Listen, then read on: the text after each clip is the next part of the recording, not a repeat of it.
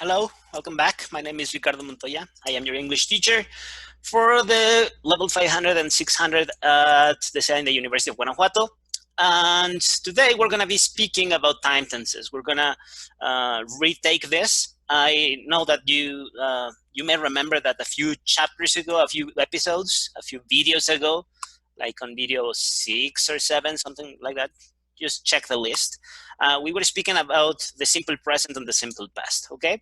So we started with the simple present and the simple past because they are probably the two most difficult time tenses. And we're gonna continue with the rest today. As you remember, as you may remember, I told you that there are 12 different time tenses.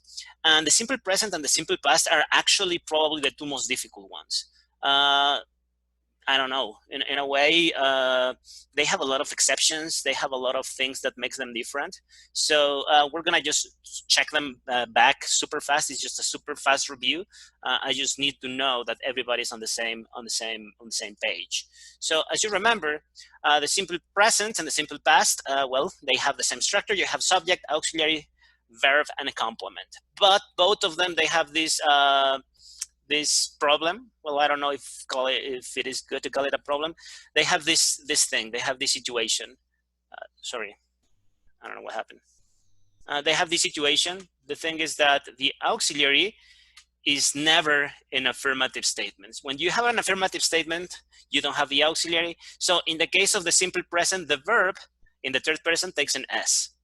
In the case of the simple past, if you don't have the auxiliary, the verb takes the past. So if you don't have the auxiliary, that is going to happen with affirmative statements. Remember, with negative statements, that's not really a problem because the auxiliary is mandatory. Do, take the negative, don't. Does, take the negative, doesn't. Did, takes the negative, didn't. So you don't really have to do anything else, okay? This is not the first time that we speak about this, so this is just a quick review. Then the next thing is we also have the simple present has a problem. The problem is that it has two different auxiliaries. You have the auxiliary do, as we were checking, and you have the auxiliary does. Do is for the first person, the first, the second, or the third person of the plural, and the second person of the plural, and the first, okay. The first person of the singular, the second person of the singular, and all the plurals. I do, you do, they do, we do, and you do. The only one that doesn't work like this is the third person of the singular. With all the other persons, again, I do, you do, we do, you do in plural, and they do. The only way where you never use it is when the third person of the singular. With he, she, or it, you never say do. I do like pizza, but you never say do. So you say, I like pizza. The problem is, when you make it negative, the auxiliary is necessary. You didn't have it here. It was like impossible. You didn't say it, I like pizza. But in the negative, I don't like pizza. The auxiliary is mandatory. The auxiliary, you never use it, okay? It's optional, but remember the rules. When you make a question, the auxiliary is mandatory. So you don't really have, again, I like pizza. Do we like pizza? We, it uses do. When you have an information question, you start with a question word. And that's pretty much it. It is exactly the same thing that we were doing before. Okay, so, okay. Then we have thus. Thus is a little complicated because this is used only for she, he, or it. The third person of the singular. Miguel, it will be he thus. The auxiliary is thus. The problem is that if we don't have the auxiliary, because normally we never use the auxiliaries in affirmative statements, this is an affirmative statement, what happened? If you don't have the auxiliary, the verb takes the S, okay? If you have negative statements, the auxiliary is mandatory. You need it because it takes the negative. The S is right here, so the verb doesn't need to take an S. Yeah, that's pretty simple. Questions, again, the auxiliary is mandatory. You have the S, so you don't really need to change the verb. You never say thus. Well, in this case, you never say likes because you have thus. Does Miguel like pizza? If you say does Miguel likes, that is double present, and that is a problem. That doesn't really work. And when you make information question, it is exactly the same, but we start with a question word. Why does Miguel like pizza? You have does, so the verb doesn't need to be changed, and that's it. Okay? Again, the simple present has another big problem. The other problem is that the verb to be is never used with the auxiliary do or does. Do or does are the auxiliaries for every verb that you want, all of them except the verb to be. When you're using the verb to be has, it has three conjugations, am, are, and is. All the plurals are, and in the singulars, the first person is am, the second person is are, and the third person is. And so this is important because we are going to be checking this. Let me just erase this part. Again, in the simple present, the verb to be, this here is the verb to be. Because this is affirmative, you never use the auxiliary, never. So you say you are hungry. But even when they are negative, normally you will say I don't, and then the verb, and the auxiliary is taking I don't be or something. But no, in the case of the verb to be, you never ever gonna use the auxiliary. So how do you make a negative? Yeah, the verb to be takes the negative.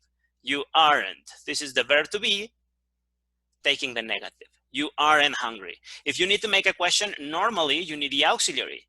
But with the verb to be, you never use the auxiliary. So what happens? The verb is the one, this is the verb, is the one that changes positions with the subject. Are you hungry? Yeah, it will be something like verb, subject, complement. And we don't have the auxiliary. The auxiliary is forbidden with the verb to be in the simple present. We never ever use it. So the verb is taking the place of the auxiliary. Information questions, again, you start with a question word and then you normally use the auxiliary. But with the verb to be, when the verb is the verb to be, are just question word and the verb and subject. Again, verb and subject. So you never ever use I don't am, do you are, does she is, why doesn't she is. You never say that. Why is she? And that's it. That's pretty much it. Okay, that was the simple present. It is a little difficult because of all of these problems that we were speaking about. Then we have the simple past. Let me just change this. The simple past. The simple past uses the auxiliary did. It is always did. This is the good thing. We don't have two auxiliaries. It is always did. For the first, the second, and the third person of the singular, the first, the second, and the third person of the plural. The auxiliary is not used in affirmative statements. So again, we have this problem. Okay. So, and you never use it with the verb to be. So again, we have many of the same problems that we had with the simple present. So for example, in the simple past, the auxiliary is not used in affirmative statements. If you have an affirmative statement, you don't say did. You never use the auxiliary. What happens? The verb is in the past. I finished. The past regular forms, the verbs in past are with ed or with the. This is a regular form. This is a regular verb. So you only say finished, and that's it. I finished my homework. It is a finished action. Remember, finished. Remember, this pronunciation ed is never finished or almost never. It is always just like the "the." You almost don't pronounce it. It's just like finished, not finished. It's finished. Okay. It's past, not passed. It's past. In this case, this is negative. When it is negative, you have the auxiliary. Because you have the auxiliary, the verb doesn't have to change.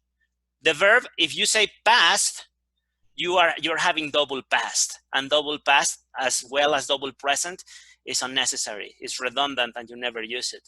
When you are using the auxiliary, the verb doesn't have to change.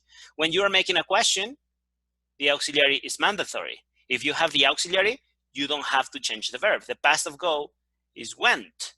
But if this was an affirmative statement, you went to the mall, okay, this is an affirmative statement. You, no auxiliary, went to the mall. If you have the auxiliary, because this is a question and the auxiliary is mandatory, then the verb doesn't have to change. Did you go to the mall? and that's it. It is a finished action. This is not new. This is something that we were speaking about. Again, I think it was like around video 5 or 6, something like that. I'll check and I'll tell you. And then, well, the simple past has this other thing. It is used to talk about actions that finish, and we can speak about many of them happen at the same time. If you want to check this again, go back to the other video. This is just a little introduction, just so that we can continue with the future, okay? The simple past, again, another problem, the verb to be. You never use it with the verb to be. Normally, you have subject, auxiliary, verb, and complement. But when the, well, first, this is an affirmative, so you never use the auxiliary, never. The verb to be has 2 conjugations in past, was or were. Was is for the first and the third person of the singular, were is for the rest of them, for the second person of the singular and all the plurals. In this case, you is the second person of the plural or the singular, so you have you were hungry, and that's it, you were hungry. You never use the auxiliary, the verb is just here, yeah, no auxiliary, never.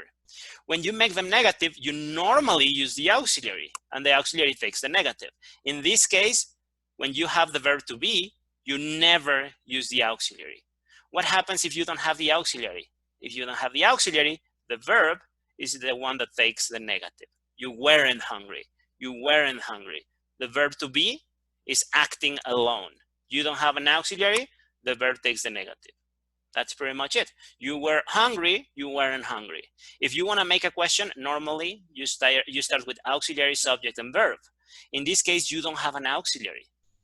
What happens if you don't have an auxiliary? Because the verb to be in the simple present and in the simple past never uses the auxiliary. The verb is the one that changes positions. Were you hungry? Okay, so you don't have an auxiliary, so what do?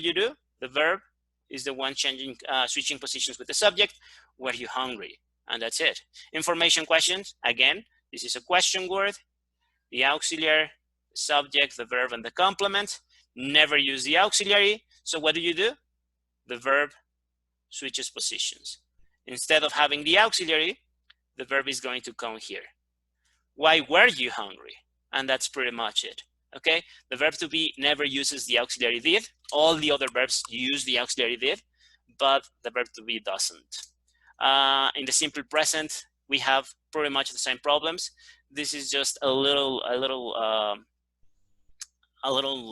summarization, a little review so that you remember what it means and when to use it. You know now how to use the simple present and the simple past. Again, if you want to check them more in depth, if you have forgotten something about them, please go back and check them on the other video that we have. It is like a half-an-hour video dedicated only to this, because today we're going to be speaking about the future. Today we're going to be speaking about the rest of the time tenses. We're going to be speaking about the future and then the other 9 time tenses, okay? And we're going to check how they are way more easy than the simple present and the simple past. The verb to be is a normal, regular verb like any other. The auxiliary is always there. You never have to change it. The verb doesn't have to change. I mean, continuous forms use gerund. Perfect forms use participle. Perfect continuous forms use gerund again. So we're going to be checking them one by one, okay? So that's it for now. Check the other video. We're going to be checking the future, and then we're going to be checking every single time tense, okay? So thank you very much, and see you.